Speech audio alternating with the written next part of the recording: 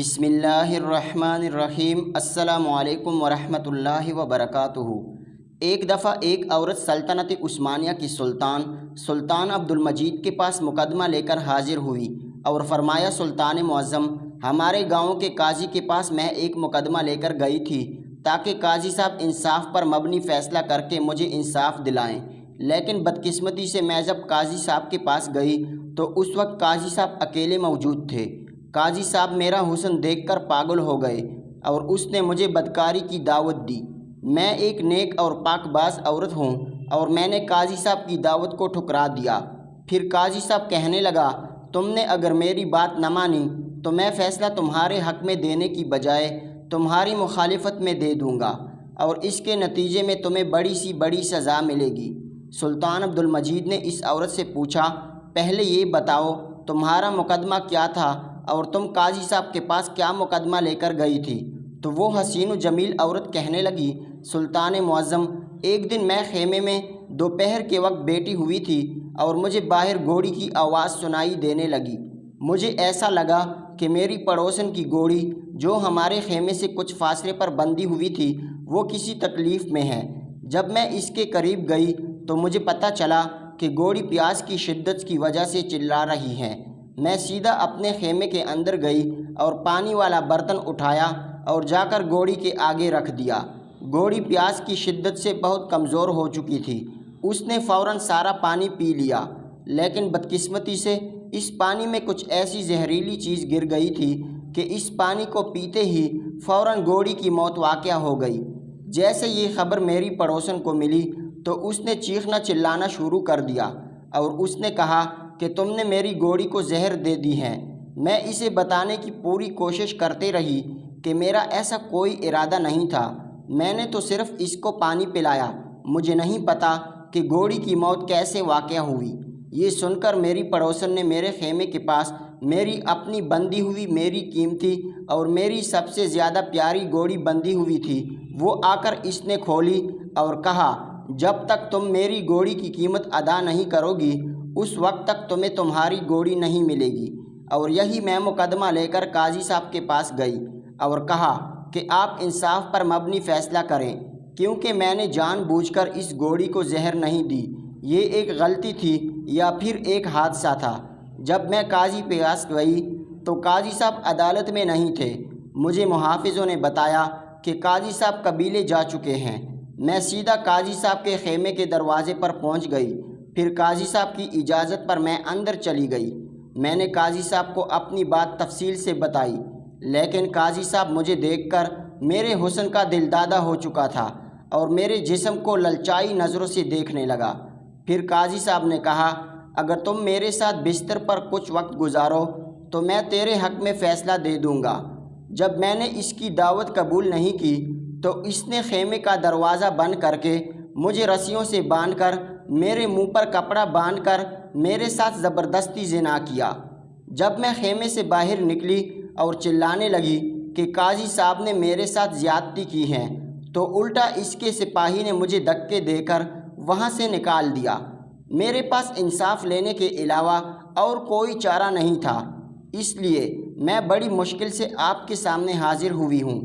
یہ سن کر سلطان عبد المجید نے کہا، تیری بات بالکل درست ہے، لیکن تمہیں اپنا فیصلہ شہر کے کسی قاضی کے پاس لے کر جانا چاہیے تھا، نہ کہ ایک سلطان کے پاس۔ میرے پاس اتنا وقت نہیں تھا کہ میں آپ کے مقدمے کو حل کر سکوں، لہٰذا میں قاضی کو پیغام بھجوا دیتا ہوں کہ وہ انصاف پر مبنی فیصلہ کریں۔ یہ سن کر وہ عورت گڑ گڑانے لگی اور کہا، قاضی صاحب کبھی چور چور کو پکڑتا ہے، کبھی مجرم مجرم کو پکڑتا ہے۔ یہ سن کر سلطان نے کہا، نہیں۔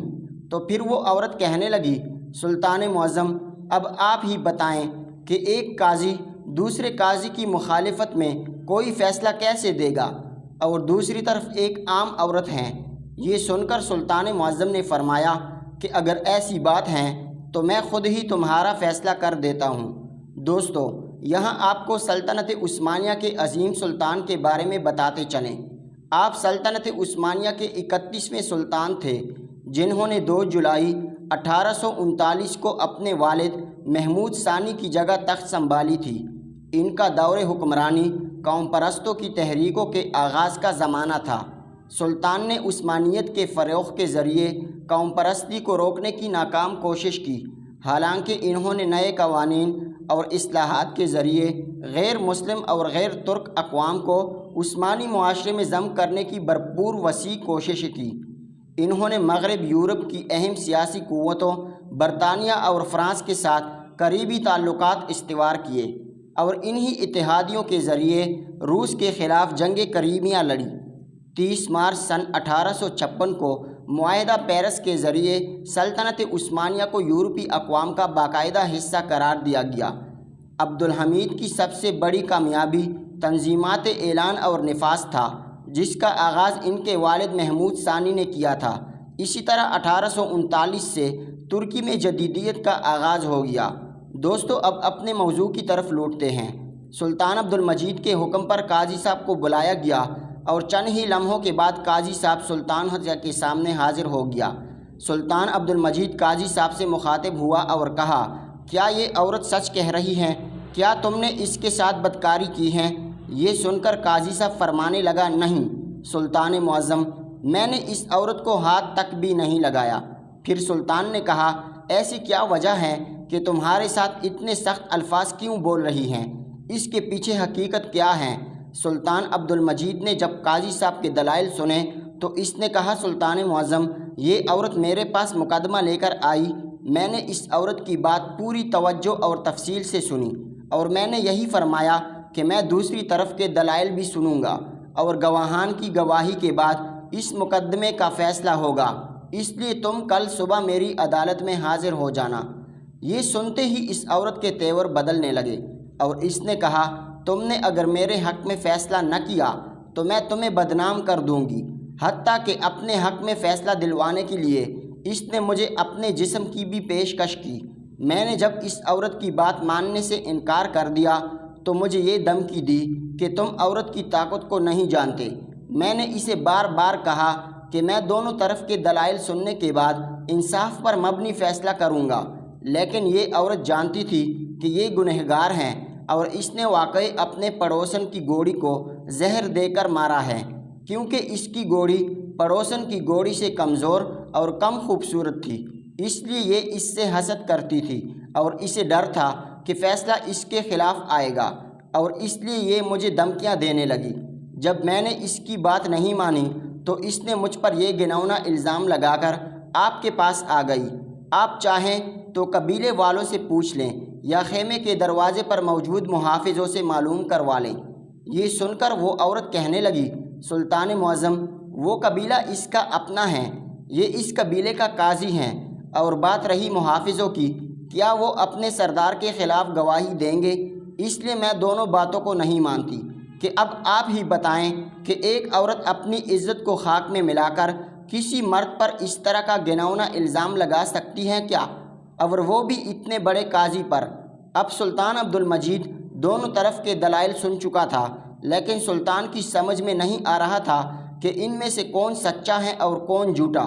اس عورت کے پاس نہ کوئی ثبوت تھا اور نہ ہی قاضی صاحب کے پاس کوئی ایسا ٹھوس ثبوت تھا جس سے ان دونوں میں سے کوئی بھی بے گناہ ثابت ہو سکے۔ تھوڑی دیر سوچنے کے بعد سلطان عبدالمجید نے حکم دیا کہ ایک بڑا سا برتن لے کر آؤ۔ سلطان کے حکم پر ایک بڑا سا برتن حاضر کیا گیا۔